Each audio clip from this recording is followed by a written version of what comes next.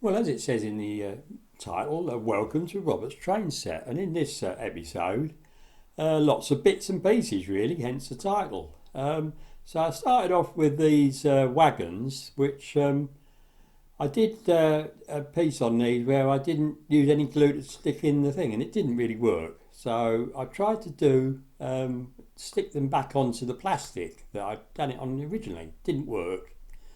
So in the end, I just took the top off and stuck it onto that, which worked quite well. So I also had a go at a bit of static grass, but I didn't have a static grass applicator, so I've used an eye wash bottle, used grass that I was given by my friend, and I cut the top off to make a bigger hole, and use that. What do you think? So why have we got the station in the fiddle yard? What's this all about? Well, it's quite simple. I want to get some ballasting done, and the only ballasting I've done so far is that bit. So, a couple of other things. This is my little signal box from upstairs, but I was going to use there, but I don't want to. So I've got this and the water tower from a show I went to for about a fiver for both of them. I'm going to try and use them and sort of do them up a bit. I've also bought some ground signals to mark out where the uncoupler magnets are. Might help. That signal box will probably stay there. So the other thing I'm going to do before I ballast is I wanted to do the red rust on the edge of the rails, which is a right pain in the neck. But you've just seen what it was before, and this is what it is after I've done the red. What do you think? And as you can see, it makes quite a bit of a mess of the rails, to be honest. Yeah, but cleans off easy enough, not too bad at all. So yeah, I've sort of started. I don't think I'm going to do all of my rails like this. I've just really done the ones right at the front, and I certainly won't be doing the fiddle yard because it is a pain, that's a bit. Probably worse than doing the ballasting actually, I suspect. But going along, it's, you know, we're getting there. So yeah, I'm quite happy. I've also stuck some sleepers in where we had the gaps, which seems to have worked okay, although the colour didn't quite match, but never mind. So the Hornby buffers, which I like, I've rusted them up a bit. So they look like that there, and this is what they are originally, aren't they? So, don't know what you think.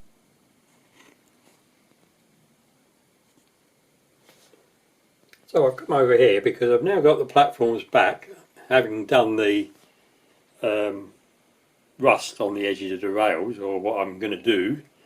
And as you can see, I've got the platform wrapped in cling film really, because I still want to be able to take the platforms out, and obviously I don't want it being stuck to the platform. It also protects it from any wet, won't it? So if I move, there was other thing, when I bought these two, if I go up a bit onto the end wall of my conservatory, because I can't really do it up in the loft because it's not particularly nice, I've managed to buy myself a print of a couple of engines. Very nice. And if I go in a little bit, you might be able to read what it all says.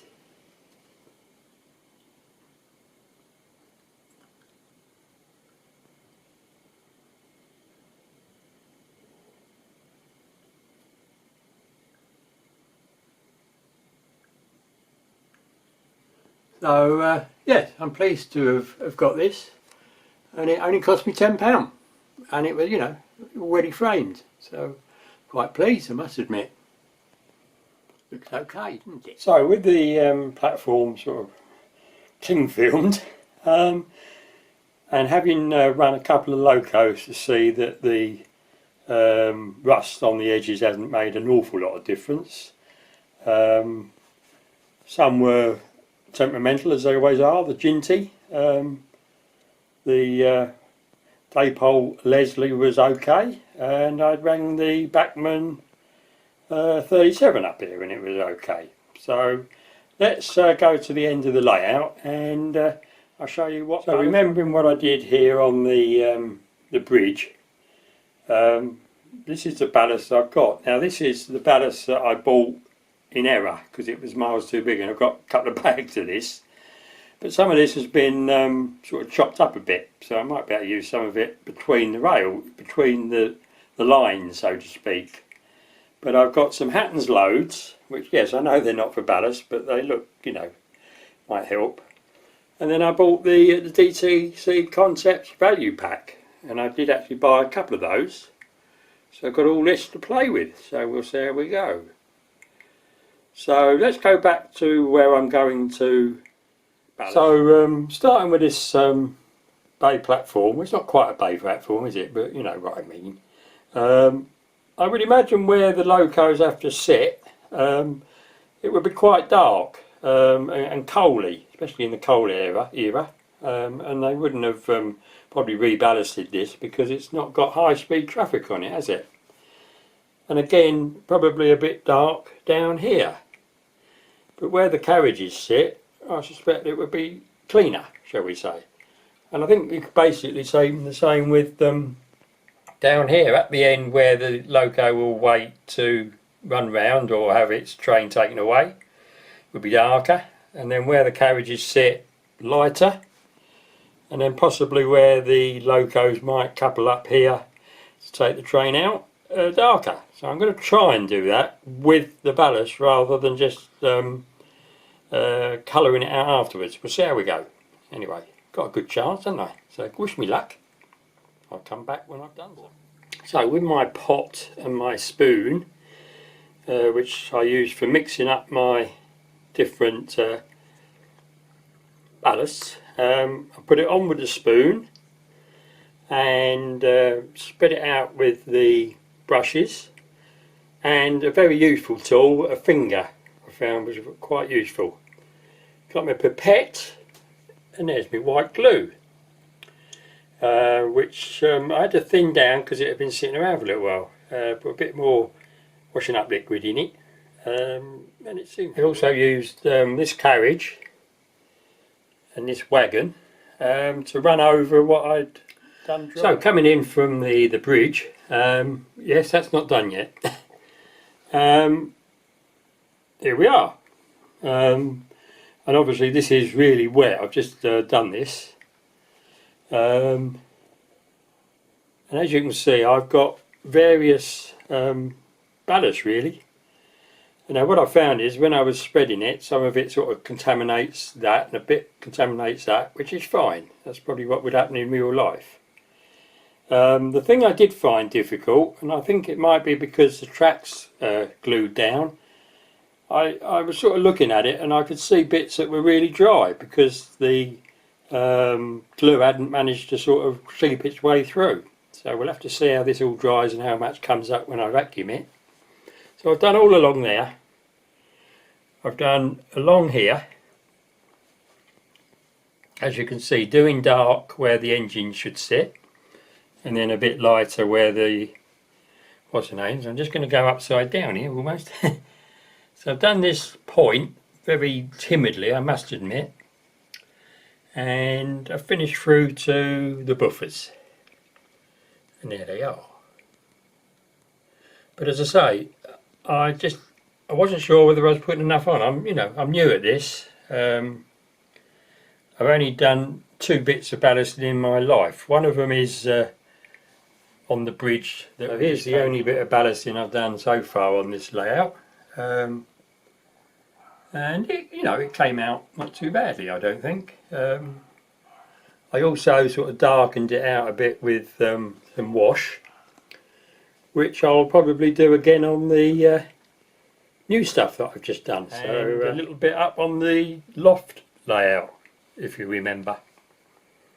And if you're wondering what the weights are there for, it was to keep the platform down as tight as I could, so that hopefully none of the ballast will go underneath. We'll have to see when it's dry, won't we? So now my usual trick of a few photos to show you with it all wet and what you think, and then we'll go on to about 18 hours after these were taken to see how it's dried and if I got any bits that are loose, and I'll tell you now, as I have. But for a first go, I'm fairly happy, I think. And the point looks, it looks ballasted even if it's not particularly well done. And of course I've not done the other side yet. So there we are, 18 hours or so into the future. And there it is. And it looks right. All this bit here was pretty solid. I did have to put more glue in because I thought it was a little bit loose. And I said about doing it and not getting the glue to go in. Yeah, it's a bit of a problem really when you glue the track down. So I then took the platform off, as you can see, and left the bubble wrap behind. And then gingerly took the bubble wrap out, and it wasn't too bad, but you can see there were points where it sort of cascaded down because there's no glue in it. So we'll have to see what it looks like when I vacuum it, won't we? And that's what it looks like. So is this going to be a problem? I don't really think so, to be honest. And there aren't many points where it's not great. So I sort of chipped away at a few bits that I needed to. And as you can see, there is a gap around my partitioning pieces. Yes, it may raise the platform up a little bit. We'll have to see how it goes. But as long as trains don't hit it, I don't really mind. That, I think, was the biggest bit that came away. And this bit was intentional, obviously, for the tie bar of the point. I don't want that all gummed up, do I?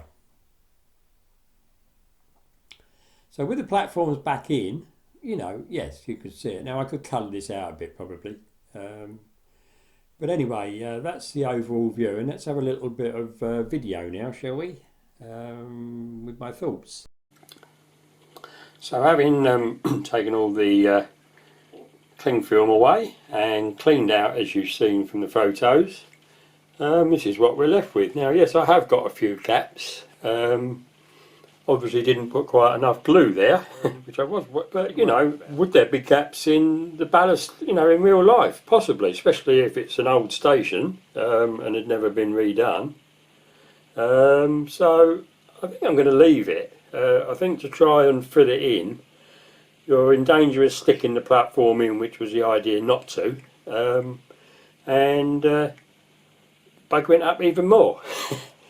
So I'm fairly happy. I wouldn't say I'm totally happy because I would have liked it, but there are places you need to leave it, like where the tie bar for the point is. I've left that loose. So yeah, I'm happy for my first bit of ballasting on the main part of the layout.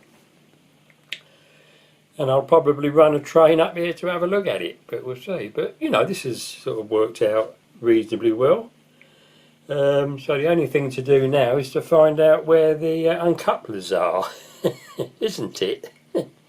I can't see actually. I'll have to run a track up here and see where it is. Just to finish off, the two bits of rolling stock I showed you at the beginning that I tested it with, I've done again, and I chose this one because it's really light, but it has metal wheels. But my carriage that I bought, the newest acquisition really for a carriage, has got the old plastic wheels. So I thought if I run that up and it's okay, we should be good.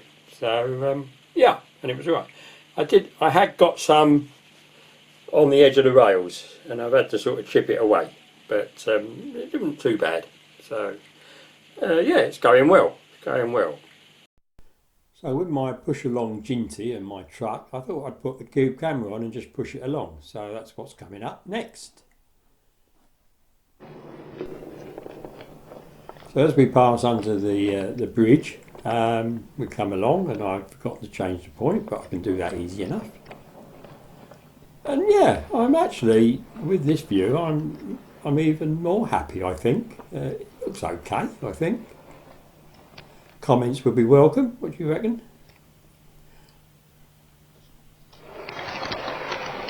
And as you see, it didn't derail when I pulled it back really, really quickly, which it probably would if there was ballast in the way. So we go this way, and what looks like a gap is actually the black ballast, you know, so yeah. A bit of colouring won't hurt this, I don't think. We'll see how we go. But it's like, I suspect ballast would be on an old station. It would probably even be dirtier than this, which probably I will do. So coming to the end of this, I hope you've enjoyed it. I've obviously got to do more ballasting, but I've got to think where I'm going to do it and bits that have got to be done. You know, like the unloading shed. I can't do it there yet, can I? So I will be at Getz on the Sunday. So I hope to see you there. Cheers.